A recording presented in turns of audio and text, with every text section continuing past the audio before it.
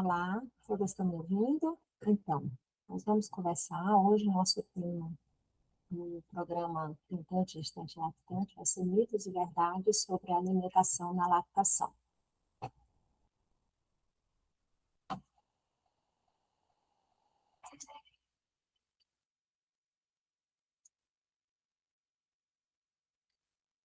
Um pouco sobre mim: tenho especialização em nutrição materno-infantil pela USP, nutrição e fitoterapia pela UTP, especialização em nutrição esportiva, sou membro do Instituto Brasileiro de Nutrição Funcional, pós-graduando em nutrição e oncologia, né? Tenho cursos na área de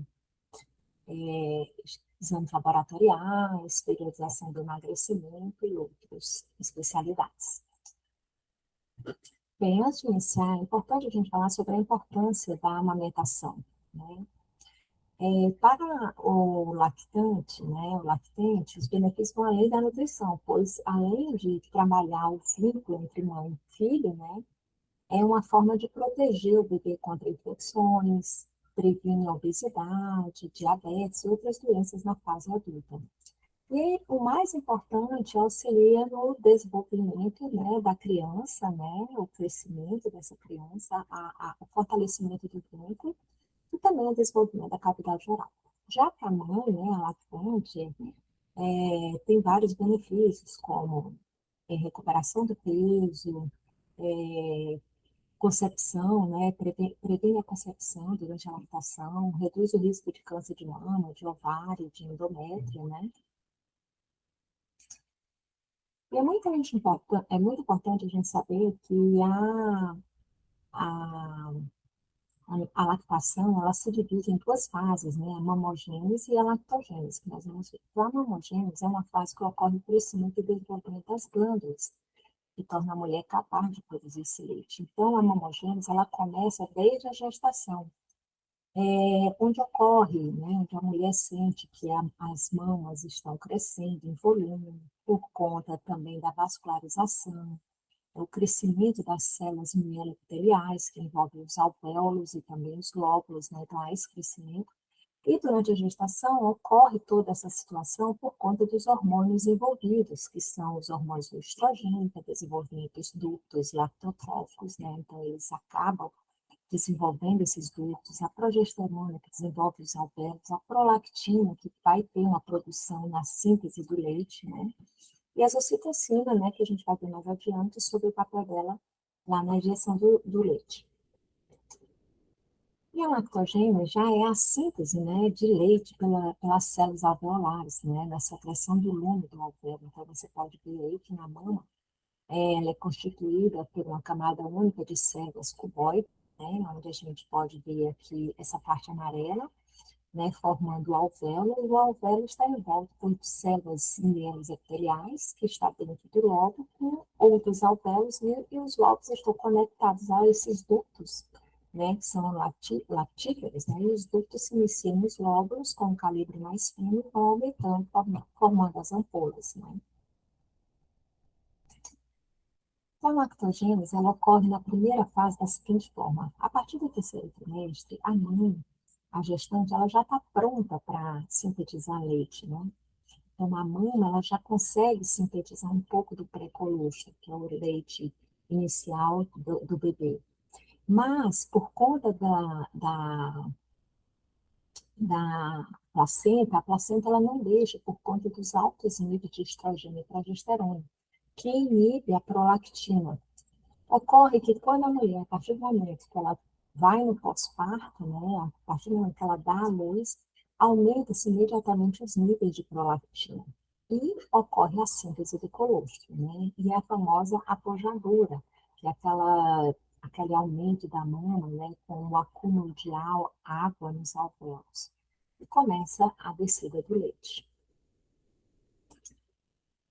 Vocês podem ver também que na fase 2, a ejeção do leite ela não sai imediata, precisa de um estímulo neural e endócrino, né? Então, a partir do momento que o bebê começa a sugar, ocorre um estímulo, as terminações nervosas ali no bico, né, da mama, que mandam uma chegada para o cérebro, né? Chega até o hipotálamo manda uma mensagem para a prolactina, né? Ou seja, para a hipófise, na hipófise anterior, e logo em seguida ele também, o hipotálamo, manda uma mensagem para a hipófise posterior, onde ele manda sintetizar ocitocina. E essa ocitocina, ela promove a contração dos alvéolos, que decorre, que resulta na ejeção do leite, havendo, né, dando início à amamentação.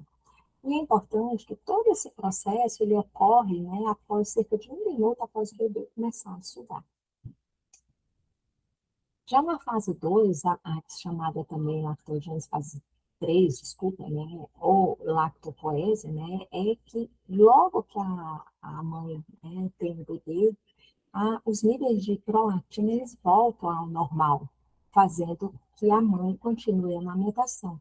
Só que a partir do momento que o bebê suga, começa a sugar, há esse estímulo neural no hipotálamo e na hipófise, que estimula o fator liberador de prolactina, onde esses picos sobem de 10 a 20 vezes e duram 1 hora, né? Então a prolactina fica alta, garantindo inclusive a próxima mamada do bebê. E o bebê, quando mama, ocorre o esvaziamento da mama e esse esvaziamento aumenta a atividade secretora. Ocorre que, às vezes, algumas mães reclamam que não estão amamentando seus filhos, né? E a gente vai investigar, talvez por conta de um fármaco, uma infecção, ou mesmo o aumento da dopamina, que acaba inibindo a prolactina, né? E cessa a secreção do leite. Outros fatores também que cessam é o estresse, né? Quando ele aumenta a noradrenalina e a adrenalina e noradrenalina, esses hormônios causam a contração dos músculos, né, e obstruem os ductos mamários e os vasos sanguíneos, evitando assim que a ocitocina atinja as células mieloepiteliais para ejetar o leite. E é importante a gente falar também sobre a composição do leite, né? O leite materno tem todos os nutrientes que o bebê precisa até o 6º mês de vida. Então, quando a gente vai ver a composição do leite materno em mães e bebês que nasceram a termo e pré-termo, a gente vê que há uma pequena diferença. Se você perceber as calorias do a-termo 60 dias e do pré-termo 70 calorias, isso tudo é para promover, né, a restauração do estado nutricional desse bebê. Da mesma forma, você pode ver os lipídios, né, que são 3 gramas por decilitro, e lá no bebê pré-termo, 4,1 gramas por decilitro. As proteínas também 1,3 gramas por decilitro e a outra 1,4. Então, a gente pode perceber que no pré-termo as quantidades são maiores, né, a exceção aqui da lactose, porque a lactose é difícil de digestão e a gente vê que isso acaba sendo uma parte boa para o bebê, porque ele não tem tanta maturidade, né, para digerir. E quando a gente vai ver a composição do leite materno, a gente percebe que nós temos 88% de água, 6,8% de lactose, 3% de gordura, e a imunoglobulina, lactoalbumina, lactofermina, IgA, IgG, IgE, nós estamos 0,4%. E por que é importante a gente saber a composição do leite? Porque o estado nutricional da mãe interfere diretamente nessa composição, né? Se a gente pega uma mãe desnutrida, provavelmente esse leite ele também vai estar com baixa produção de proteínas, com baixa quantidade de gorduras, né, de lipídios. Então, vamos começar agora, né, depois dessa explicação, que é tão importante a gente saber a importância da lactação, a importância da alimentação e como ocorre, quais são os hormônios envolvidos, porque, como vocês viram, o estresse ele interfere diretamente, né, nessa produção, na inibição, né, o aumento de dopamina, ela também interfere na inibição da prolactina, então isso leva à cessação da ejeção do leite, né? Mas a nossa proposta hoje é falar sobre mitos e verdades na lactação. Então, uma pergunta que a gente faz, né, que eu escuto muito é: quanto mais o bebê mama, mais leite é produzido? O que vocês acham? Verdade ou mito? Então, quem falou que é verdade Acertou, porque na amamentação o volume do leite é produzido dependendo de quanto a criança mama, né, e da frequência. Então, quanto mais volume de leite, mais vezes a criança mamar, maior será a produção de leite. Normalmente, a mãe é capaz de produzir até mais leite do que a quantidade necessária para o bebê. Mas a ideia, o leite ele é produzido, né, ele não fica acumulado, ele é produzido a partir do momento do estímulo da sucção, como eu expliquei para vocês anteriormente. Outro, que a mãe come, passa para o leite? Verdade ou mentira? Então, o que a mãe come, passa para o leite? Sim. Inclusive os alimentos alergênicos, fármaco na sua maioria, tanto que tem alguns medicamentos que são permitidos na lactação. O álcool, agrotóxico, corante, conservante, tudo passa para o leite. Por isso, cuidado que a gente deve ter com a alimentação durante a.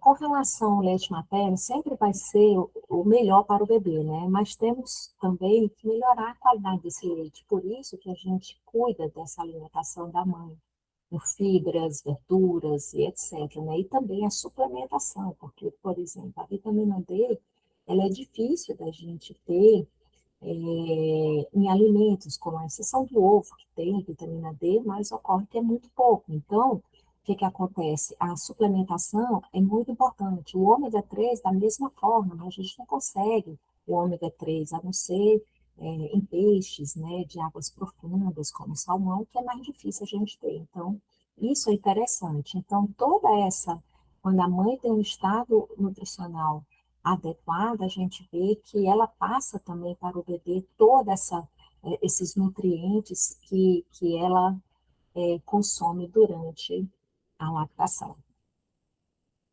Uma outra pergunta é: o que a mãe come pode gerar gases ou cólica no bebê? Então, essa é uma pergunta muito recorrente, né, que eu recebo no meu consultório. E é verdade, porque tem alguns alimentos, né, que são fermentáveis, como os pó de neve, que produz muitas gases, né, e acaba piorando a cólica do bebê, que já é normal uma cólica do bebê nos primeiros 90 dias, né? Então, alimentos como leites e derivados, o trigo, açúcares, cebola, alho, são os que mais têm correlação com a cólica, né? Uma dica muito interessante é que quando ocorre a cólica do bebê, não é interessante realmente tirar todos os alimentos, e sim ir tirando aqueles que a gente tem mais estudos, né? Por exemplo, cebola, alho, que no primeiro momento é o que mais causa cólica. O excesso de lácteos também, né? Então a gente não tira tudo de uma vez, até para essa criança e a mãe também não ficar desnutrida, né? E também alguns chás, eles podem também ajudar nessa redução da cólica que a gente vai ver mais à frente, como o funcho e a erva doce. Outra pergunta também né, que se discute muito é com relação à água, né? Então, quanto mais água a mãe tomar, melhor para aumentar a produção do leite. Na verdade, isso é um mito, porque quando a gente toma água em excesso, o que pode acontecer? Pode acontecer um desequilíbrio na na concentração de eletrólitos, né? E também um aumento da expressão do sódio. E isso pode levar na gestante uma hiponatremia, que, ou seja, que é uma queda nos níveis de sódio, né? Que leva a situações muito graves, né? Como tontura, desmaios, calafrios, né? E outra coisa, até a questão da pressão arterial, né? Então, por isso que a gente tem que tomar cuidado, né? Sintomas como dor de cabeça, fadiga, náusea, né? Até mesmo uma parada cardíaca, né? Quando a gente tem uma hiponatremia.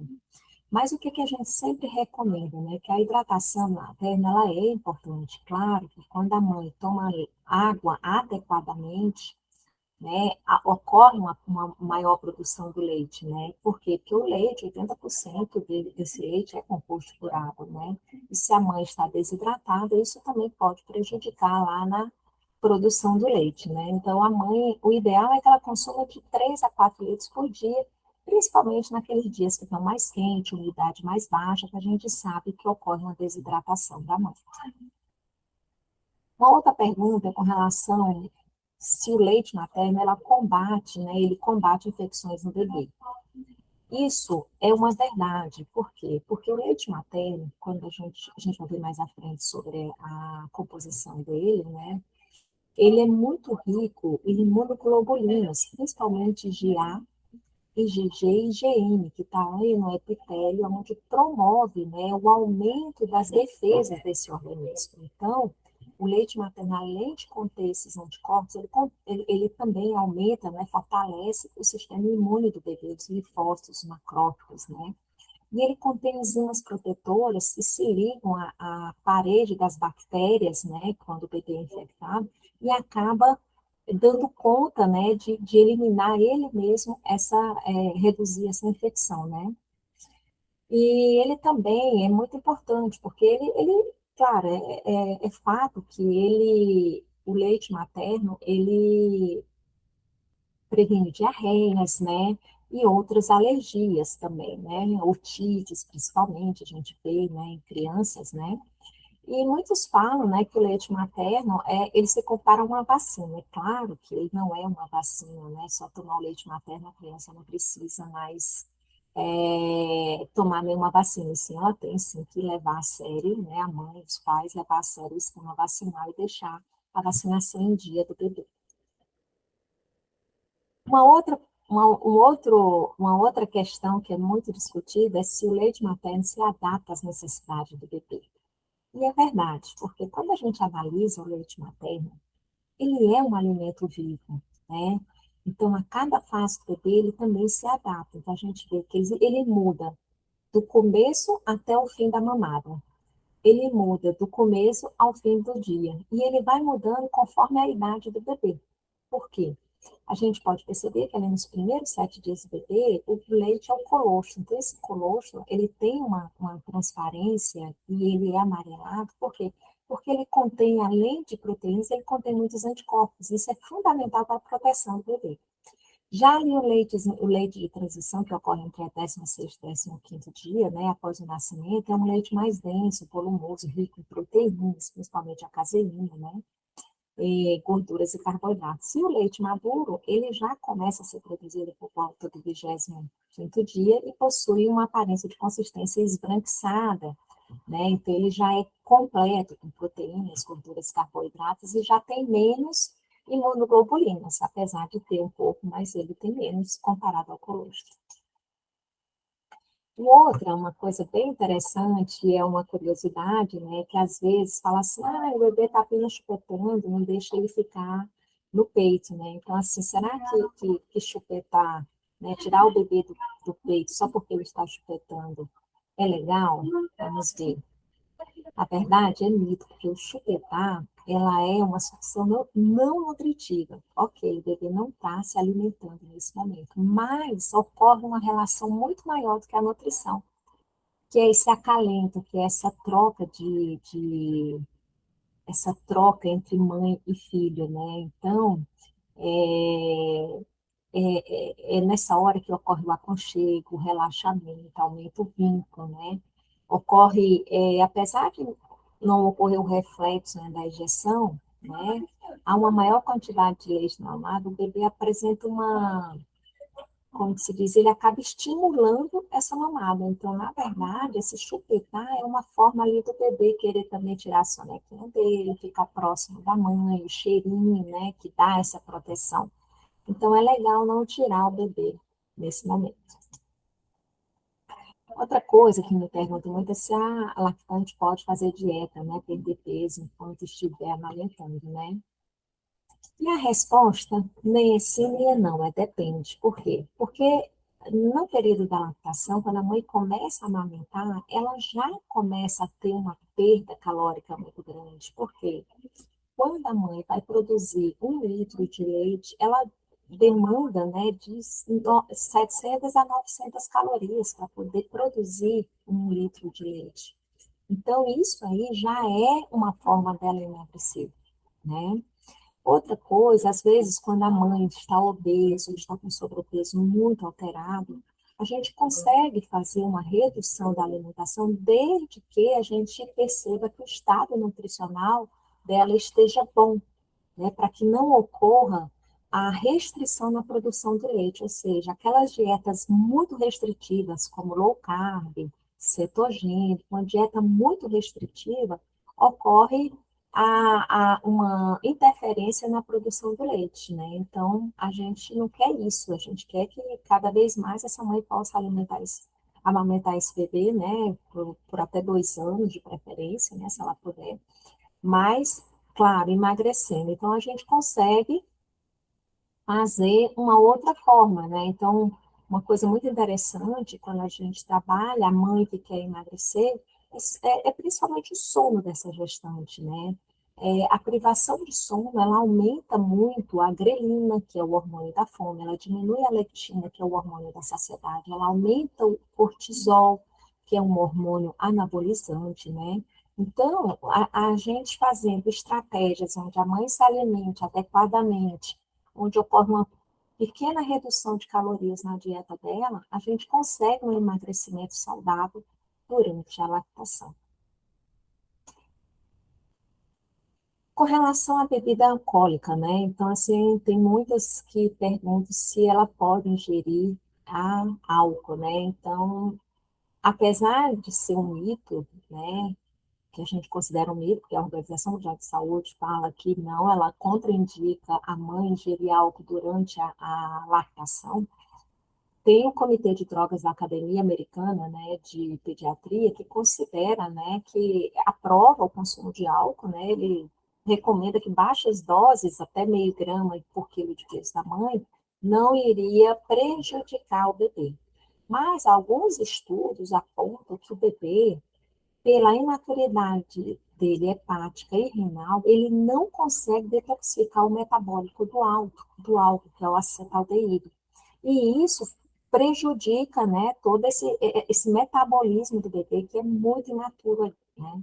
Então, a maioria dos estudos, eles não recomendam a ingestão de álcool durante a lactação. E é importante também que, claro, né, se a mãe resolver, não tenho, eu vou tomar o álcool, então, nesse caso, o interessante é que ela ingira o álcool nas doses, né, recomendadas, e demore pelo menos 2 horas ou mais para dar a próxima mamada do bebê.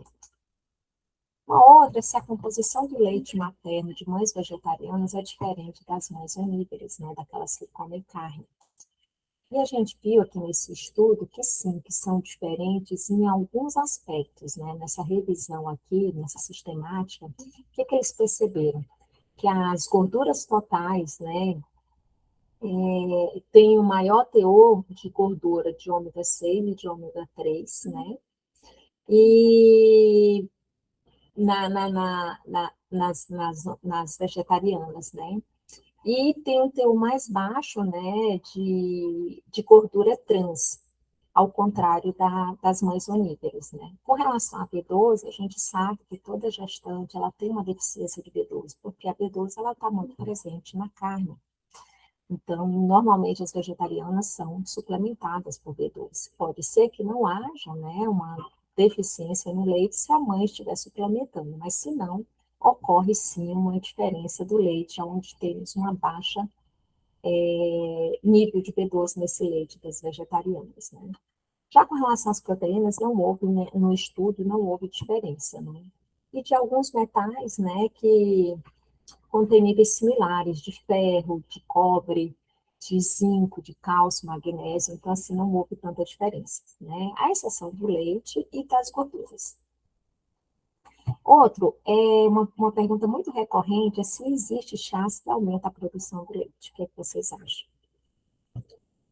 Então, é muito comum perguntar, tem algum chá que possa, né, minha produção de leite está baixando, eu queria aumentar, que eu quero manter, né? Então, assim, na verdade, gente, ocorre sim, existe chás que aumentam a produção do leite, mas eles são de usos pontuais, né, bem pontual, ou seja, a partir do momento que a gente usa o chá na lactante, e essa produção volta ao normal, porque não é só o chá que faz a produção voltar, mas sim o estímulo todinho, né? Uma noite bem dormida, a questão da alimentação com frutas, verduras, fibras, proteínas de boa qualidade. a própria atividade física também, né, o controle do estresse. Mas, por exemplo, aqui nós temos alguns chás que tem estudos que falam que comprovaram o efeito na produção de leite, como o funcho, o gengibre, a camomila, a melícia, né? E também o fenogreco também ocorre que quando a gente toma, aumenta um pouquinho a ingestão do fenogreco, pode levar a uma alteração tanto no odor quanto no gosto do leite. E isso pode até prejudicar a amamentação, tá? Tem alguns também chás aqui que são que previnem a cólica, né, como o funcho e erva doce, mas é claro que não é para dar para o bebê, né, recém-nascido. E sim, a mãe toma e através do leite faz o efeito no bebê, assim como a camomila e a melissa. E alguns chás proibidos aqui. Por quê? Por conta da cafeína, né, em alguns chás, ou por ser hepatotóxico, então o bebê não conseguir digerir esses outros metabólicos. Uma outra questão é se algum alimento deve ser evitado durante a lactação. Então, tem vários, né? Às vezes eu recebo um gestante que chega e fala, ah, eu não posso comer tal alimento, porque isso pode acarretar uma alergia à proteína do leite ou a alergia no bebê, né? Então, o que que a gente pode responder a respeito disso? Que, na verdade, é um mito. Não existe alimento proibido para lactante, né? Mas é importante deixar claro que cada vez que eu tenho alguns alimentos que são mais alergênicos, que a gente vai ter que ver, levar em conta a genética do bebê, a predisposição do bebê. Se os pais são alérgicos, a criança tem uma tendência a ser alérgica, então a gente vai cuidar, não que a mãe não possa comer, ela pode comer, mas sim fazendo rodízios, de forma que apresente esse alérgeno para o bebê, né, durante a lactação, e isso é bom, por quê? Porque vai também trabalhar a parte do sistema imune de tolerância do bebê, ele ter contato com esses alérgenos, mas, com o passar do tempo, ele mesmo vai poder, o próprio sistema imune dele vai poder dar conta desse alérgeno e não desencadear uma alergia alimentar no futuro. Isso eu explico muito bem quando a gente faz a introdução alimentar do bebê. Quando a gente faz a introdução alimentar, a gente coloca alguns alérgenos para o bebê ter contato, apresenta alguns alérgenos, para quando ele estiver na fase adulta da adolescência, não ser aquela criança alérgica, né? Porque ele já teve reação com o alérgeno, já teve contato com o alérgeno, né? Uma outra pergunta muito recorrente é se a lactante pode tomar café enquanto estiver amamentando. E essa resposta é sim, pode tomar café. O problema é aquelas mães que são cafezeiras, que tomam café desde a hora que acordam. Então, a gente tem que levar em conta que a cafeína, quando ela está em excesso, ela precisa ser metabolizada, porque a mesma CIP, que é o citocromo P450, que metaboliza alguns fármacos, ele também metaboliza a cafeína. Se eu tomo muita cafeína durante a lactação, eu inibo essa CIP, eu deixo dessa CIP fazer a metabolização de outras substâncias importantes para o meu organismo, por ela estar ocupada com a cafeína. E no bebê, o bebê não tem essa maturidade hepática e renal para metabolizar. Então, isso vai prejudicar, é como se essa cafeína ficasse no organismo do bebê. Então, por isso que a gente tem que tomar muito cuidado quanto que a mãe vai tomar de café. Eu, particularmente, eu recomendo, apesar da recomendação poder ser até de 100 miligramas, eu recomendo no máximo 50 miligramas para as minhas pacientes. E, além do mais, a cafeína, ela também acaba reduzindo, né, a produção, pode contribuir para a redução da produção do leite e também interferir no sono, tanto da mãe quanto da criança, deixando a criança mais agitada, né? E aqui a outra pergunta era se algumas reações, né, alguns alimentos podem causar reações alérgicas, então, como eu falei para vocês, né, sim, tem alguns alimentos que causam alergia quando a mãe come em excesso, ou seja, ela come, não faz esse rodízio, ela come todos os dias, da manhã, de tarde, de noite, né? Então, come principalmente o ovo, né, que é um alimento muito rápido, então a proteína do ovo, ela é uma alérgena, né, principalmente a albumina. E isso pode desencadear uma alergia atópica nas crianças, no bebê, né? Assim como a proteína do leite de vaca, principalmente, né, que está presente nos derivados, pode desencadear uma enterocolite materna, que é aquela questão onde a criança chega à evacuação. Então, é importante que a mãe faça esse rodízio e vá observando as reações do bebê, assim como ela, quando ela come cebola, essas coisas, tem que observar se o bebê, né, se deu cólica no bebê, se deu gases no bebê. Então, tudo que ela come, ela tem que olhar para o bebê, ver se causou alguma reação. Se não, ela faz um rodízio a cada 3 dias, a cada 4 dias, para retomar a comer esse alimento, tá? E é como eu falei, quando ela come esses alimentos alérgicos que vai para o bebê, esses alérgenos, ele mantém, o bebê entra, o sistema imune do bebê entra em contato com esses alérgenos, desenvolvendo quem é a tolerância oral imunológica. Então, o sistema imune dele tem o TH2, que é uma forma de reagir aos alérgenos, e tem o sistema de tolerância, aqueles linfócitos que fazem e distingue o que é alérgeno do que não é alérgeno. Então, isso ele vai modulando o sistema imunológico do bebê para que o bebê não desencadeie, tudo que ele come desencadeie uma reação alérgica. Então, isso é importante fazer essa exposição durante a lactação. Mas, claro, tudo com orientação, principalmente de um nutricionista, né, que ele orienta certinho como é que faz o rodízio dessa introdução desses alérgenos, a apresentação, quantidade em horas, para não causar, né, a enterocolite materna, que é a proteína alergia ao leite de vaca, assim também como os cítricos, né, como a gente pode ver, os cítricos, eles também desencadeiam aquela reação de histamina, e a histamina causa muita reação alérgica, principalmente atópica, né, na pele do bebê.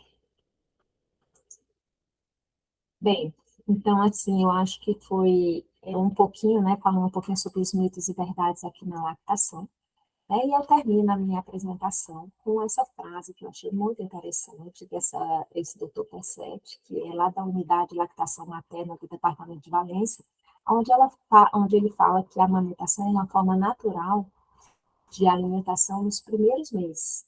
Quando o natural é alterado, né, em etapas tão precoces da vida, altera-se também o desenvolvimento, diminui as defesas do bebê e aumenta os riscos de doenças na mãe e no filho. Então, é bem essa questão mesmo, quando a gente altera toda a parte fisiológica, né, precipita, né, introduz um alimento que não é para ser introduzido, a gente muda, né, essa etapa, essa alteração fisiológica do bebê que pode desencadear doenças, né? Assim também na mãe. Eu agradeço, aqui são minhas redes sociais, né? O meu Instagram, para quem quiser me seguir lá, eu falo e comento vários assuntos, tanto de gestação, gestantes, lactação, né? Introdução alimentar e doenças crônicas não transmissíveis. Tem também o meu site e aqui o meu canal no YouTube. E meu contato, caso queiram tirar alguma dúvida.